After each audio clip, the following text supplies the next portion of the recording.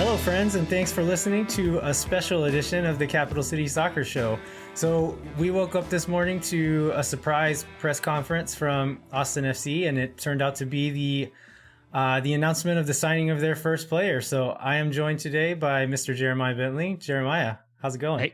Hey, we're doing great, everybody. It's Jeremiah Bentley, and this is also our first event as official members of the press. So. Or media, or whatever it is. We feel very important now. We are very important now, Jeremiah. We've been recognized for being as important as we really are. How about that? We are also joined today by a Paraguayan football expert for beIN Sport, Mr. Roberto Rojas. So, Roberto, thanks so much for joining us today, man. Hey guys, thank you so much for having me. Really appreciate it. So I saw that you've talked to Chris Bills today already from the Statesman, and then you said you spoke to Jorge Chavez from El Himno de Austin too. So did you wake up today thinking that you were going to be an Austin soccer celebrity? No, I was expecting to fix my car on the engine, but now 12 hours later, I'm hearing this is my third podcast on Austin FC, and I'm suddenly now finding much more appreciation about El Verde now. I think that's one of the nicknames, right? Yeah, it's all still in flux. It's such a new thing that like none of the nicknames or like slang or any of the lingo has really like settled in yet. So I think that's one of the like kind of the newer ones is El Verde. So I kind of dig that. I hope that sticks. Yeah. But so we're here to talk about Rodney Redes, who is Austin FC's first signing. He's a 20-year-old Paraguayan forward. He's currently playing with Guarani. And so, we kind of want to just talk to you since you're familiar with Paraguayan soccer and with Rodney. So, who is Rodney Redes? How would you describe his game? Well, Rodney Redes, I think, is a player that definitely has exploded onto the scene as one of the new brightest gems of this new Paraguayan generation. Just going back a little bit of a history lesson, Paraguay was a nation that made it to 4 straight World Cups from 1998 to 2010, and has since gone a decade since going to the World Cup. So obviously, with Redes, alongside many other players, they're definitely the next type of expectations and the new gems and like the hope for many different Paraguayan football supporters to see their national team go back to their glory years that they had in their golden generations. But with Rodney Redes, I think you're really getting a player that is not just a forward. I would say, as you mentioned, he could play as a midfielder. He could play as a winger.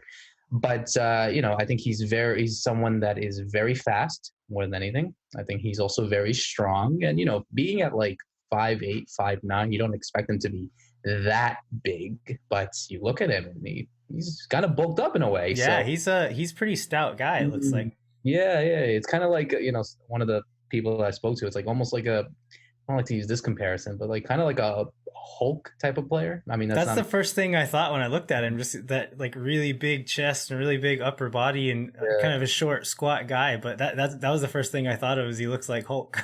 Yeah, so that maybe would be the best comparison to use. But it's actually funny. They actually, in Paraguay, they nicknamed him the Paraguayan Mbappe. Oh, interesting. Yeah, so no pressure, kid. But besides that, I think he's someone that is very intelligent.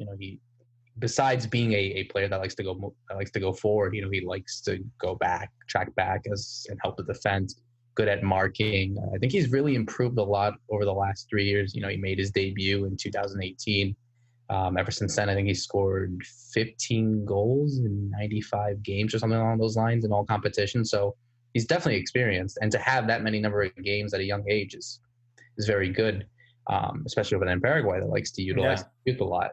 But besides that, I think you really are getting a player that is definitely improved and is still improving. I think the one thing that really will be a bit of a mystery, or at least something that could easily be improved, is just his awareness onto goal. I think he's someone that likes to go and anticipate and obviously shoot onto goal. But there are times, and I've seen him as well, I think this was more of a thing that happened in his first few years rather than this year, where he's exploded more and done much more in the local league and then in the Copa Libertadores for what I need, is that sometimes that, when he goes on to goal, you would think that he would be good enough to go and finish and square it off there and there. But he does like to make that pass to a player, and that can be a bit fearful. But obviously, that could be fixed in any case. But yeah, I think he's someone that is very. I think it's a good signing, not just for Austin FC, but also for the league as well. Is to get someone that has that ambition, and I'm sure you saw the way that the coach Josh Wolf and Claudio Reyna talked about him. Is that he's someone that is very disciplined. He comes from a humble roots. He comes from humble roots from La Colmena, which is a rural area in the south of Paraguay. So, he definitely has that kind of ambition. And he also said in the interview when he first joined that he's a player that is very, willing to give his all, give 100%, and to, be something important. He knows the importance of not just being the first ever player in an Austin FC shirt, but the first ever professional player in an Austin's professional team. So that's going to go a long way. And I'm sure the pressure will be there for him when he does come and play for the team. But at the end of the day, he's someone that is still improving. And I think given that what we've already seen in Paraguay, or at least the perception that's been made there of how he's had so many games under his belt, how he's already become so versatile in the way that he plays, I think it's a good first team. It's a first good signing for Austin FC. And I think he's someone that can really help the team if he does obviously have the supporting cast necessary. And yeah, I think that's a good move for him. And again, humble player, very disciplined, wants to win, shows that passion and drive. And I think that goes a long way when it comes to judging a player and how they do when they go onto the pitch. So I watched quite a bit of video of him this afternoon, and I've seen him described as a winger, but he's not like a traditional winger. He's not super dribbly. He's not really a great. I mean, correct me if I'm wrong on any of this, because I've watched like a handful of videos on Y Scout, but like not super dribbly, not really a great crosser. It doesn't seem like. It seems like his offensive play, it's his tendencies are more like a striker, like the way he moves. Would you agree with that? I would say yes, in a way. I don't think he is your traditional striker. Like, yeah, not like an out and out number 9, but I think he leans. If I had to describe him in a positional word, I would say forward. But second forward. I think a second striker, but just like in general, like a forward. I would never say he's like an out and out winger by any means. I've seen him described like it's kind of a 10, right? It's kind of like a a mix in there more. Yeah, but definitely not like on the wing. Yeah, I think he is someone, as I had mentioned, I think he's someone that, fortunately enough, he can play in various positions, not just as a winger, but he can play as a 9 or a attacking midfielder, or even as a midfielder if he needs to. I think he's someone that, as you said, doesn't really like to dribble a lot, even though he has the fortune to do such a thing, as we've seen in some of the goals that he scored this year in the Copa Libertadores. But I think I personally think that he could work well as a winger. I think to start, because that's how the coach, Gustavo Costas at Guarani, is trying to play him, where he's able to, and not just as a winger, but also shift back as a midfielder in their team. So, yeah, I think if he stays along that lines on the left side of the flank, and then to have that freedom to move around and track back when needed to, I think that's where you're going to get your best Rodney Redes. But of course, as you said, I think he's also good at playing as a media punta, as they say in Paraguay, like someone that is playing in the center attacking position, and if needed, he could also play as a number 9. And I think Claudio Reyna, I think he was the one that said it, that he kind of is like a Joseph Martinez type of player, but also, I think he could be a little bit like Miguel Miron. I think he's a bit different in the way that Miguel is more faster, but Rodney's more stronger. So there are some similarities, but I think you still see similar virtues between the two Paraguayans. Yeah. So talking about, I was talking about some of maybe his weaknesses there, but some of his strengths. The things that I liked in what I saw in these videos that I was watching was his movement within the box and on kind of breakaway situations. I really like the way he some of the runs he was making. He likes to try to run in behind the back line, and then if there's ever a ball out to the wing, making some of these runs into the box. He seems to have a really good knack for doing some of that kind of stuff. And then, like you mentioned, his work rate. There was a lot of moments where it was hard to tell in what I was watching what position or like what formation the team was playing. Maybe you can speak more to that. But in the defensive structure, he would shift out to kind of like a wide midfielder and drop back, and seemed to have really good work rate and didn't mind tracking back and defending and kind of putting in a shift on the defensive end as well. Yeah. I think Guarani have been playing in a 4-4-2, if I'm not mistaken.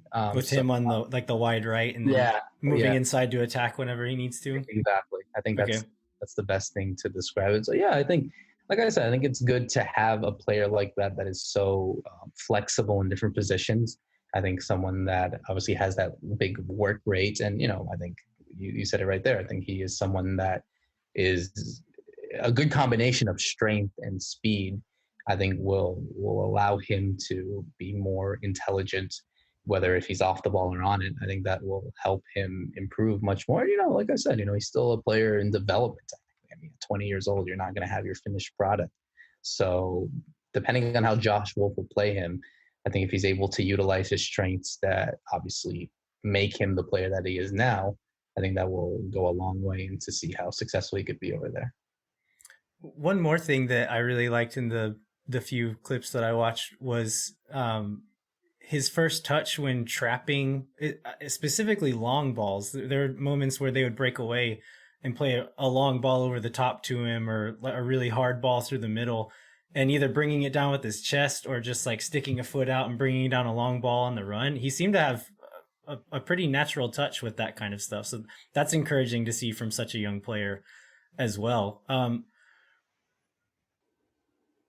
So what would you say that he has a best position? Is there a position that you like to see him play in?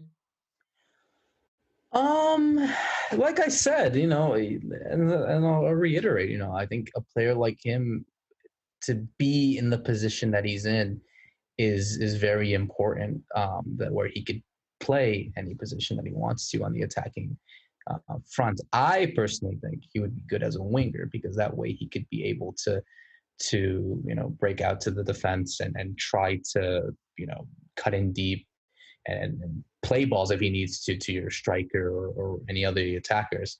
But at the same time, you want him also, if needed, to track back and kind of work with the defense. I think that's very important for someone, and to have that work rate where he's able to go forward or go back if needed to is very important. So I would say he's best as a winger and perhaps as a second forward. I think that's where I would see him at his best position. But yeah, if he's able to get that freedom on that left flank, I think that's where he will definitely be more successful. Yeah, I think that makes sense. I mean, so Josh Wolf has never been a head coach before, but we've kind of been operating under the assumption that it's going to look a lot like a Greg Berhalter system, who was formerly with Columbus Crew and now with the United States men's national team.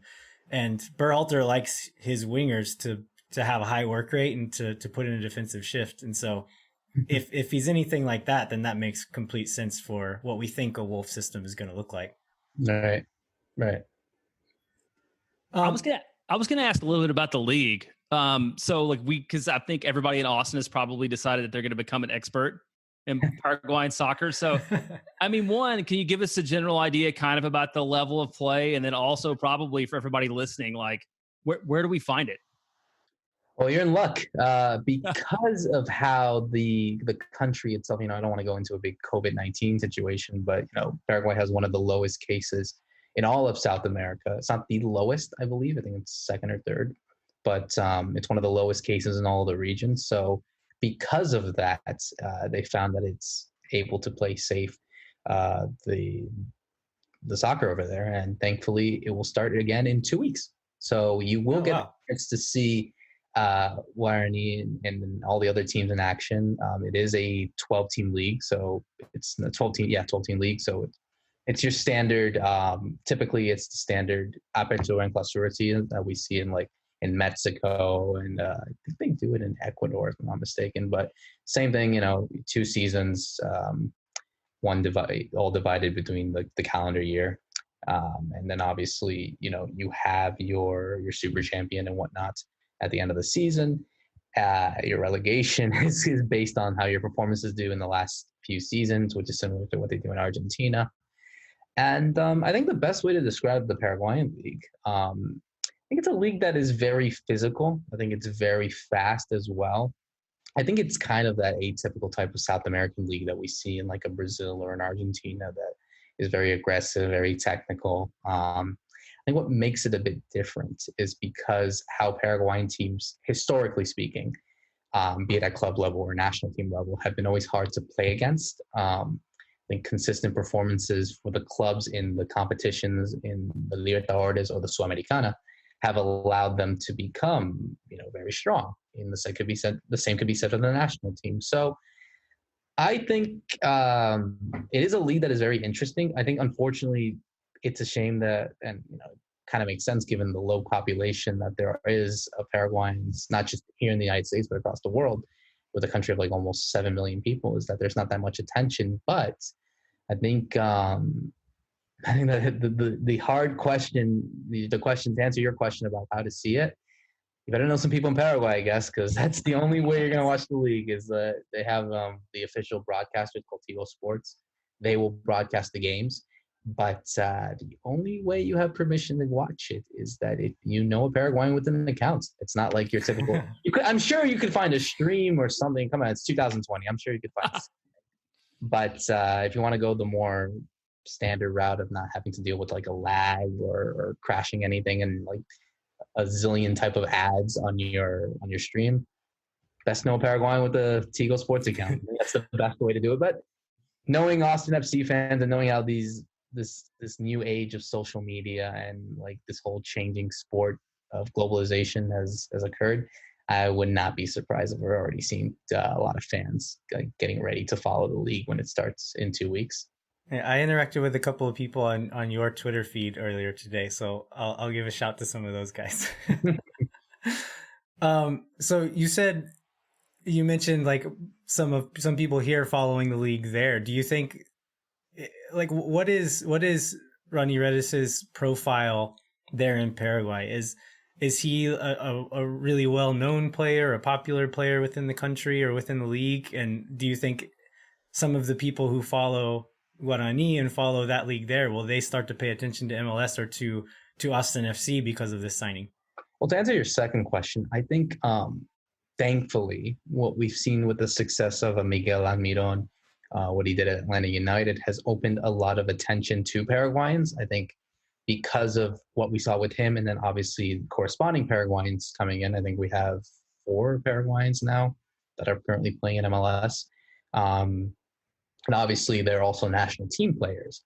So the importance of that and to follow the leagues, and like I said, it's 2020.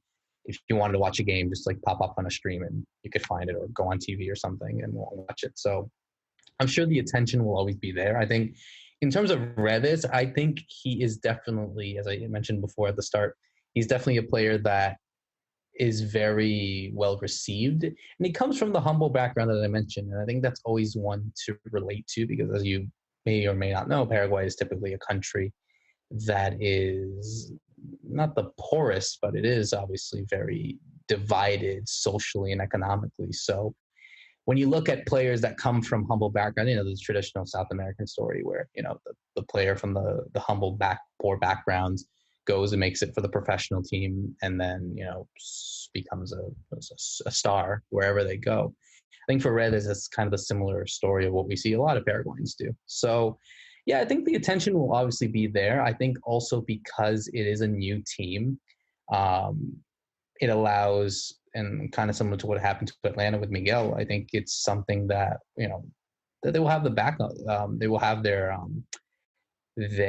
back to them. And hey, come on, when you have an owner of like Matthew McConaughey supporting, who are you not to go against them? I mean, it's only right for them to follow it because of how well received Hollywood actors are over there. So yeah, I think it's something that will hopefully allow him to boost his profile. I think if if he is successful. And I do believe that even if before he kicks a ball for Austin FC, that he will get a call up to the national team. He hasn't been officially called up to the senior team by Coach Eduardo Berizzo, but I'm pretty sure that if he continues his form now and even into his Austin FC career, that he will get more chances. And again, that will also allow more eyeballs to be given to him. And now at the moment, making that move to MLS just opened a bunch of different eyeballs that maybe weren't just seen in Paraguay. So yeah, I think the perception of him is very positive, very highly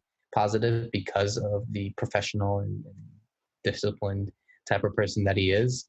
And that hopefully that when he does go into Austin FC and then perform well, that it will allow for more Paraguayans to start watching MLS and start following him like they do for the other Paraguayans that they've been following. So regarding the quality of play compared to MLS, do you feel like he's a player who will be able to step into this league fairly easily and start playing, competing immediately, or do you think he'll need some time to kind of settle in? I don't like making the comparisons to South American leagues to MLS. I think it'd be a bit unfair on both ends.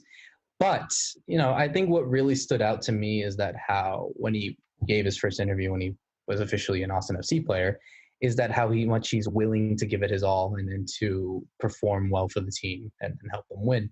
So I personally think, and also given that he's had, like I said, 90 games under his belt, 15 goals, playing against competitive teams across the country and across the continent in numerous competitions, I think that in itself should be enough for him to say, okay, if I can do it in Paraguay or in a country like Brazil or Chile or Argentina or Colombia or something, then I can do it in MLS.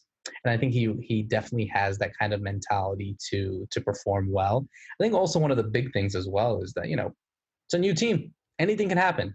I mean, I can't make a bold prediction and say, oh, they're going to finish last next year or they could win MLS Cup. You never know. So maybe that pressure isn't there. I think it's just, new team, whatever happens, happens. Of course, depending on who they get in the rest of the transfer window. But at the end of the day, it's a new team. No pressure for now. Then obviously come next year and the following years, then it's time to succeed. Even look at Atlanta, for example. First year, even though they had maybe a bit more of an expectation because new stadium, the players, coach, et cetera, that, they only made it to the first round or second round, something like that, conference semifinals in their first year, and then goes and wins MLS Cup the following year. Who's to say that it can't happen to Austin FC? You never know. So I think for Rodney, I think he really just goes in there with performing as he did in Paraguay and continues to do that in MLS. And just in itself, I think as well, it's like the city of Austin. He could live perfectly fine. And, it's one of the most livable cities in the whole country. So it's a different world leaving from Asuncion to Austin. And yeah, he could be at peace. And maybe that's just not that much pressure on him where he's like, okay, let's see how I do it. But I'm pretty sure he definitely knows in his mind that he can be the big professional that he is and will go 100% into what he does on the pitch. Yeah, one of the things I thought was interesting that touches back to when you talked about the league starting back up in a couple of weeks is Claudio multiple times during the interview, mentioned the importance of building a roster around having people that are, fresh and ready to go. I thought that was, I guess it's a point at his advantage. And maybe that, are there other leagues? I mean, you talk about Paraguay being better off than others in terms of COVID, but do you see that as being a trend as far as player signings where maybe their leagues are playing where they can look to more of those players where they might not otherwise? Oh, absolutely. I think, as I think the Brazilian league is starting, but it's only their state championships.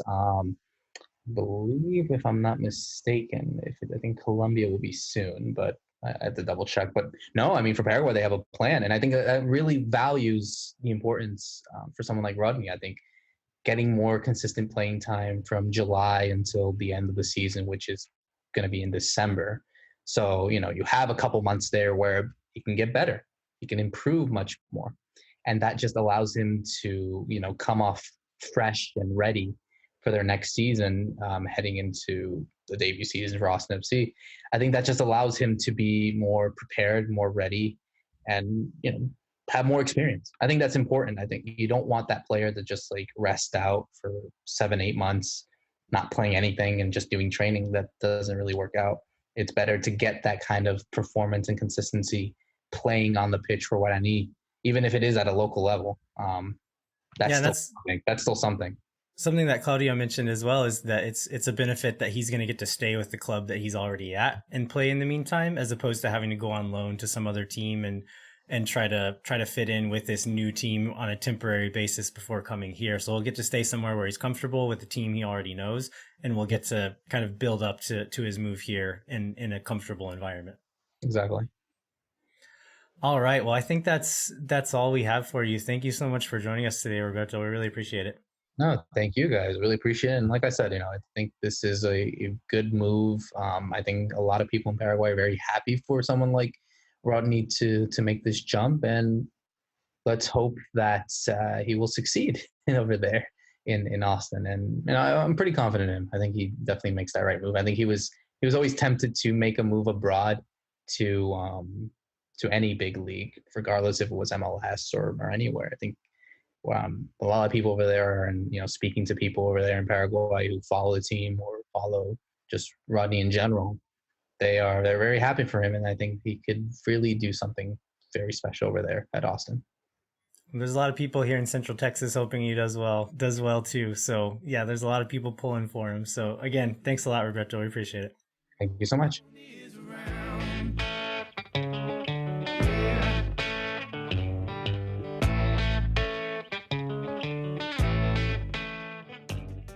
Hey guys, this is Landon and Jeremiah jumping in with a quick message. We just wanted to remind you to rate, review, and subscribe this show wherever you get your podcasts. We also want to remind you to visit capitalcitysoccer.com to get your latest Austin FC news. All right, we'd like to participate in the discussions on social media and also get ideas for the show. So please check out the Reddit Austin FC page, the official Austin FC fan group on Facebook. And we're also both very active on Twitter. I'm Jay Bentley, ATX. I'm El Viajero 87, so y'all come talk some soccer with us.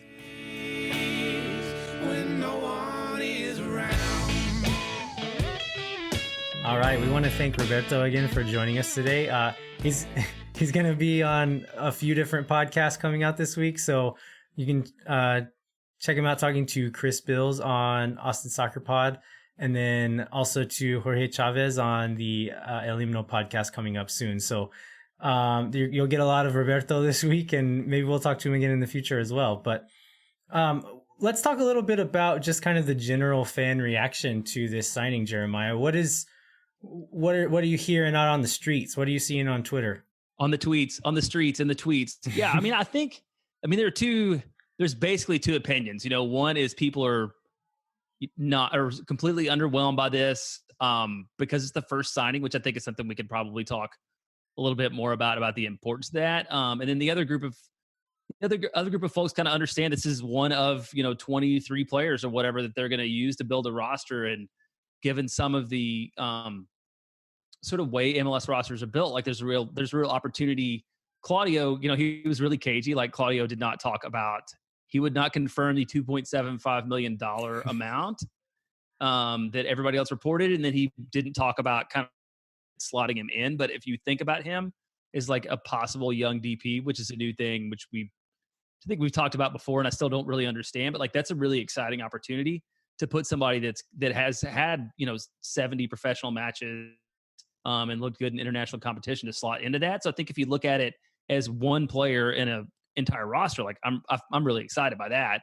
But I think a lot of people were expecting this like splashy signing as the first signing. And that didn't come to pass. I don't know. What did you sort of see or read about it today? Yeah, I think there's a lot of people. I mean, it's the first player. And so there's a lot of people who are going to be excited no matter what. I think I'm one of those people. Like just the fact that Austin FC has a player is really exciting because a lot of us have been really invested in this for years now.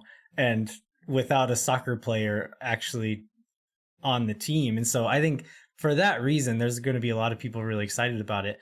That being said, it's not a huge name. It's not this big proven name. So there's a lot of people really excited about it, and I think maybe excited without really knowing much about who he is or what kind of player he is or how good he is. And then other people who were underwhelmed. I would say to both of those camps, like, just chill. Like, it's going to be fine. I think Chris Bills shared a tweet, or posted a tweet with, he did some research into the first player signed by MLS expansion team since 2015. And he put out that list of who all they were. And it kind of puts it into perspective, showing that first signing, it doesn't really matter. So I'll just read them out. New York City FC signs David Villa from Atletico Madrid. That's a big name. Orlando City signs Kaká. Big name. Atlanta United, the highly esteemed, highly successful Atlanta United, their first signing was a goalkeeper, Alexander Tambakis from Panathinaikos, who was then loaned to Charleston Battery and played one game in MLS. And so that was Atlanta's first signing. It goes on. There's the rest of the list is essentially, I mean, the biggest name on the rest of the list is Fernando Adi. If that tells you anything. Most of these guys didn't play or played very little in MLS. So, I think a lot of it has to do with just timing, right? Like, they said they started talking to Redes in February. And so the contract negotiations, whatever it is, timing works out that he's the first one that got done. So he's the first player. I don't think it was a situation where Austin FC said, this is the guy we're going to build the team around. This is him. So he's going to be the first player. No, it's about timing. They're probably talking to 5 to 10 to 15 other players right now. Yeah, and it's weird. They've got this like 2-day window right now, or 3-day like signing window that's sort of extra. So they had to have somebody that fit in a very specific profile that could do that, and then also somebody that was going to play for the rest of the year. So it makes sense that it's like an issue of like talent and convenience and opportunity, and maybe reading any more into that is like more than people should think about it. Yeah, I think overall, I see it as a positive. It's a young player with a lot of upside. Claudio mentioned that he used Almiron as kind of an example of what Atlanta did. So Almiron went from Paraguay to Argentina to here. And essentially what they're trying to do is skip that step. They're trying to find that player before they go to Argentina and get them for half the price of what you would pay for the guy in Argentina. And instead of selling them for double the price, selling them for quadruple the price after the fact. And so that's the kind of player this is. Maybe it works out, maybe it doesn't, but the alternative to this is like a 28-year-old USL player or something. Yeah. And so it's not that. And I'm happy about that part of it. There's at least some intrigue here, something to be excited about, as opposed to this is a person who will definitely just be a squad player and isn't really going to start. Like, it's not that. This guy has a chance to, if not the first season, the second season, to be a really important player to the team. So I think for that reason, it's exciting. But at the same time, this is not necessarily our marquee signing. Yeah, one thing that we haven't talked about yet is the guy was born in 2000. Like, how does that, like, I feel very old. I mean, I did before, but like, that's wild. He turned 20 in February. Yeah, that's our first player. That's crazy. The other thing I on that Bills list, is the David Villa and Kaká are like, that was 6 years ago now? I mean, it's a long time ago. I feel like the way that people have signed players and constructed rosters successfully, right, has changed a lot since then. So it's another reason why I don't think people should have expected a huge name to be the first name out of the box that we signed. Yeah, the league has changed that way. When did Steven Gerrard come? What year was that? Oh, it was in between here, I think. Right. It was the Galaxy, and like it was post David Villa though, yeah, right? Yeah, it was post Villa. It was 15, 16. I don't remember which one it was. Yeah, it's because Gerrard and what's his name? The guy Pirlo? with the hair.